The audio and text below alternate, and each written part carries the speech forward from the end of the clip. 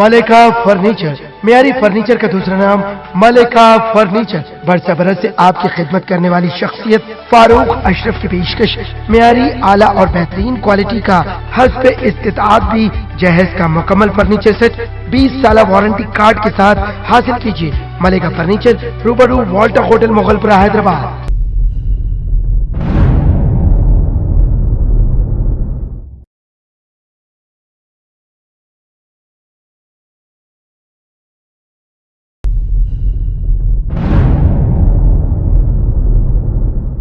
बल्दी division Mehdipatnam में ज़ेर-ए-इल्तिवा कामों का लिया गया जायजा। कुल हिंद मजलिस इत्तेहादुल मुस्लिमीन के कॉरपोरेटर व साबिक़ आमिर माजिद हुसैन ने ओहदेदारों के साथ इजलास मुनक्किद किया और मेहदीपट्टनम बल्दी डिवीजन में ज़ेर-ए-इल्तिवा कामों की निशानदेही करवाई और जल्द अज जल्द मुकम्मिल करने ओहदेदारों को दी हिदायत। Bureau report INDtoday.com।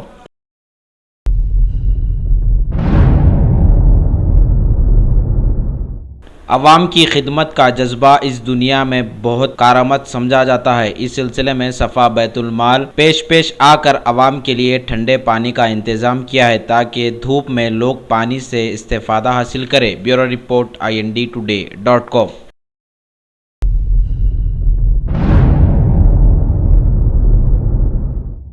गौसुल वरा कॉन्फ्रेंस के मेहमान खुसूसी की आमद। शहर हैदराबाद में मेहमान खुसूसी का वालिहाना इस्तकबाल किया गया। कुल हिंद मजलिस इत्तेहादुल मुस्लिमीन के रुकने असम्बली सैयद अहमद पाशा कादरी ने इस्तकबाल किया। इस मौके पर ऑर्गेनाइजर्स भी मौजूद थे। Bureau report INDtoday.com।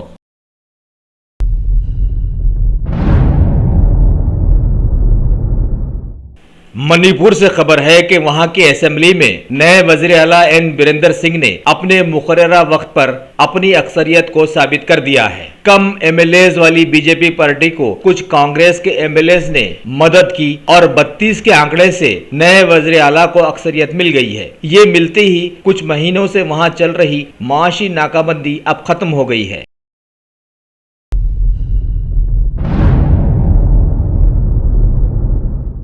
Uttar Pradesh में कुर्सी संभालते ही नौजवान योगी आदित्यनाथ ने साथी वजीरों पर कड़ा हुक्म सादर किया कि वो जल्द ही अपनी अपनी जायदादों की जानकारी हुकूमत को दें। अब आगे उत्तर प्रदेश के किन किन लोगों पर नजला गिरेगा ये तो आने वाला वक्त ही बताएगा। साथ ही एक बैठक में वजीर आला ने लोगों से बताया कि उनकी हुकूमत कानून में चुस्ती और सरकारी नौकरियों में शफाफियत लाएगी और महकमे पुलिस में सियासी दखल अंदाजी को एकदम खत्म कर देगी।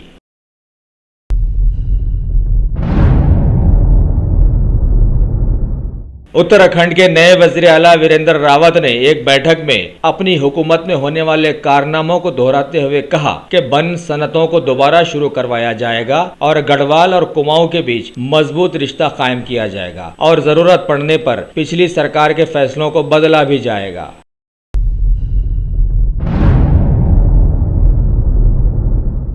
मरकजी काबीना ने आज GST से मुताल्लिका 4 मामलों को दी मंजूरी। Central GST, इंटरडायरेक्ट GST, U2 GST और कंसेप्शनल के मामलों को पार्लियामेंट के इसी सेशन में पेश कर दिया जाएगा, जबकि स्टेट GST को रियासतों की असेंबलियों से पास करवाना होगा।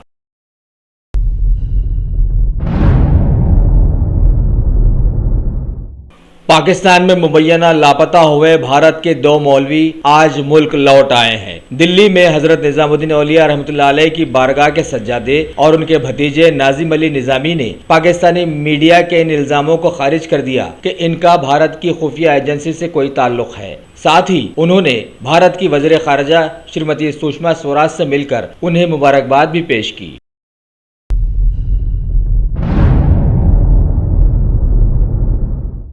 सदर जमहूरिया श्री प्रणब मुखर्जी ने आज भारतीय फौज की एक तकरीब में शौर्य चक्र, कीर्ति चक्र जैसे अजीम अवार्ड्स फौजी जवानों में तकसीम किए। इस तकरीब में PM मोदी समेत कई जाने माने बीजेपी के मरकजी वज़रा ने भी शिरकत की।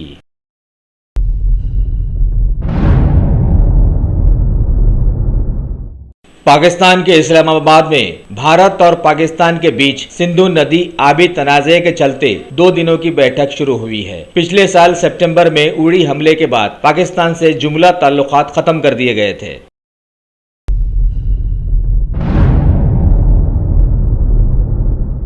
तमिलनाडु के कोयम्बतूर में आरएसएस तंजीम की सालाना बैठक बुलाई गई है, जिसमें सदर तंजीम श्री मोहन भागवत समेत आरएसएस के आला लीडर्स हिस्सा लेने वाले हैं।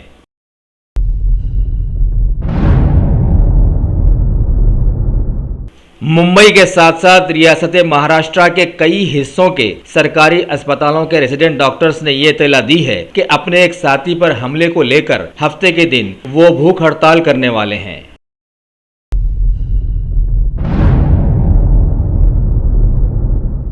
भारत की सीबीआई ने नर्दन युज स्टिंग ऑपरेशन के तहत मामला अब दर्ज कर लिया है, जिसमें टीएमसी के लीडर्स रिश्वत लेते हुए पकड़े गए थे।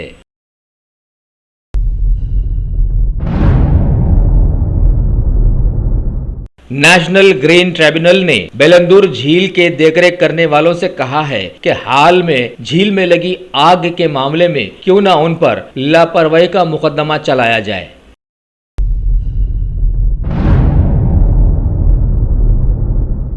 दागदार विज़रा के इंतखाबात में हिस्सा लेने के मामले में पाबंदी लगाने की एक अपील पर महकमे इंतखाबात ने बताया कि वो भी इस मामले में संजीदा है। अवामी मफाद के लिए कहा गया है कि गंभीर जराइम में मुलविस विज़रा और दूसरे लोगों को जुर्म साबित होने के बाद ताहयात इंतखाबात में हिस्सा लेने पर पाबंदी लगा दी जाए, जबकि अदालत इस मामले में बीजेपी के एक लीडर अश्विन उपाध्याय की जानिब से दाखिल की गई एक अपील पर सुनवाई कर रही है।